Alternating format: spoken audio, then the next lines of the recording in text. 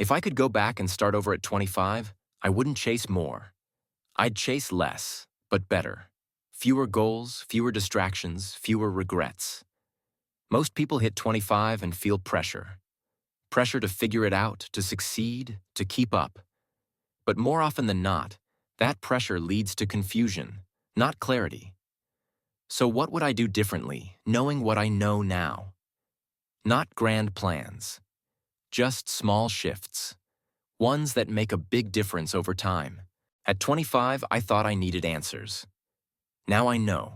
It's more useful to have questions. Questions that guide, not confuse. Back then, I chased everything: opportunities, money, approval. But I rarely stopped to ask if any of it really mattered to me. If I had to do it again, I'd do less guessing and more observing. I'd slow down, listen more, choose better. This video isn't about regret. It's about clarity. 5 things I'd do differently if I could start over at 25. Each one simple, each one useful, even if you're not 25 anymore. Let's begin. The first thing I'd do differently at 25, I'd stop trying to prove myself. At that age, it felt like I had to show I was doing something. Career, relationship, ambition. Every conversation was a subtle competition. Who's getting promoted? Who's moving to a new city? Who's figuring out life faster? But proving is exhausting. It keeps you chasing things you don't even want. A title you don't enjoy. A lifestyle that's expensive but empty.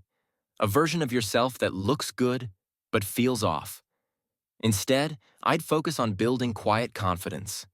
The kind that comes from learning one useful skill at a time. From keeping small promises to myself. From getting good, not looking good.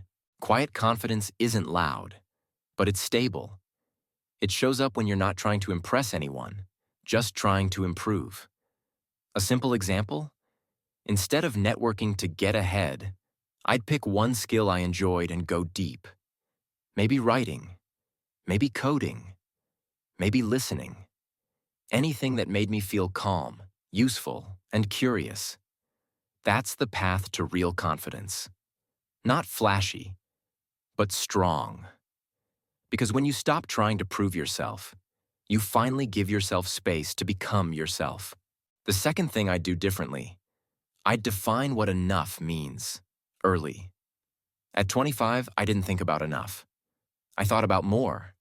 More income, more followers, more options. But I didn't realize, more can become a trap. It pushes you to keep climbing, even when you don't know what you're climbing toward. Here's the problem. If you don't define enough, the world will define it for you. And the world's version never ends. Enough is peace of mind. It's having what you need, with room to grow, but not so much that it owns you. At that age, I wish I'd paused to ask, how much money do I really need to live well? How much work is enough to feel useful, but not burned out? How many friends do I really enjoy spending time with? Defining enough brings boundaries. Boundaries bring focus, and focus brings freedom. Without a sense of enough, I used to say yes to too many things. Extra projects, just for the paycheck. Plans I didn't enjoy, just to avoid missing out. It drained me. Quietly, but deeply. Now I would write it down, literally. A page titled, My Version of Enough. And I'd revisit it every few months. Not as a rule, but as a reminder. Because once you know what enough looks like, you stop chasing every shiny thing, and you start protecting what really matters. The third thing I'd do differently at 25, I'd build simple systems, not rely on motivation. Back then, I waited to feel ready, motivated, energized, inspired. Some days I had it. Most days, I didn't. So progress came in waves, fast bursts, then long gaps. And over time, it added up to frustration. What I didn't realize is this: motivation is a mood. Systems are a decision. At 25, I wish I had focused less on trying to be disciplined and more on designing a day that made discipline easy. A simple system could be as small as waking up and doing the same first 3 steps every morning. Setting a recurring calendar block for deep work. Keeping your to-do list short enough to finish daily. I used to write long lists, chase urgent tasks, and wonder why I felt behind. Now I know. Clarity beats hustle. Here's an example. Instead of saying, "I'll work out more," I would have chosen a specific trigger, like changing into gym clothes right after breakfast. That's a system. Tiny, predictable, and easy to repeat. Systems work because they don't argue with your feelings. They just carry you forward, little by little. Looking back, the days I made real progress weren't the ones I felt fired up. They were the days I had a plan and stuck to it. No drama, no decision fatigue. So if I could start over, I'd stop chasing motivation. I'd build a few small systems that did the heavy lifting for me. The fourth thing I'd do differently.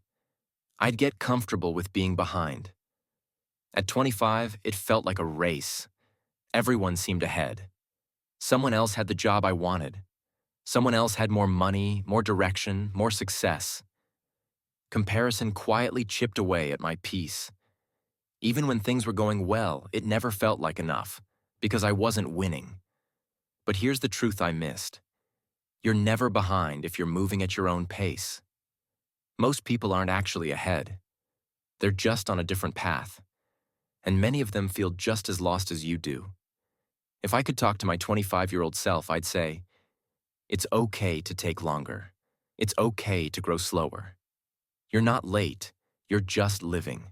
Some of the best decisions I've made took time. Saying no to the wrong job, even when it paid well. Letting friendships fade that no longer felt aligned. Switching directions, even when it looked like starting over. All of it felt like falling behind. But really, it was progress. Quiet, personal, steady progress. I wish I'd celebrated that more. I wish I'd reminded myself, you can't be behind in a life that's yours to design. Growth doesn't happen in straight lines. It happens in seasons, and being behind in one season just means you're preparing for something deeper in the next. So if I started over, I'd stop rushing. I'd stop measuring my worth by timelines. And I'd start paying attention to the small signs of real growth. The fifth thing I'd do differently at 25, I'd protect my attention like it mattered. Because it does. Back then, I treated my time like it was valuable. But my attention, I gave it away freely, scrolling without thinking, checking messages every few minutes, letting anyone interrupt my focus anytime. The result? I was always busy but rarely present. I knew what was happening online, but not what I really wanted offline. If I could start again, I'd create space to think, not just to react. Attention is a filter. What you let in shapes how you see the world. And how you see the world shapes what you do in it. I would have built small habits around attention, like setting boundaries on my phone, turning off notifications I didn't need, spending the first hour of the day without input from a screen. Not to be perfect, just more aware. Because when your mind is always full, it's hard to know what actually matters to you. But when your mind is quiet, your values start to speak up. At 25, I didn't realize how easily distraction becomes the default. It creeps in slowly until days start to blur. Now I know focused attention is freedom. It's what lets you build things that last. It's what lets you listen better, work deeper, rest fully. If I had the chance again, I'd protect my attention first, before chasing anything else. If I had to start over at 25, I'd slow down. I'd stop trying to prove myself. I'd define what enough means. I'd build simple systems instead of relying on motivation. I'd be okay with feeling behind, and I'd protect my attention, like it's the most valuable thing I have.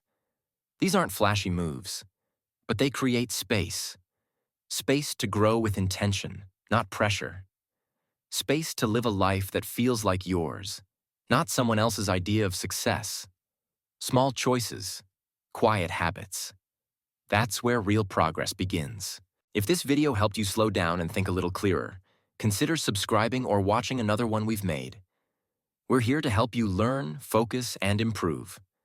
Not through hustle, but through calm, thoughtful change. Thanks for watching. Learn, focus, improve. The simple way.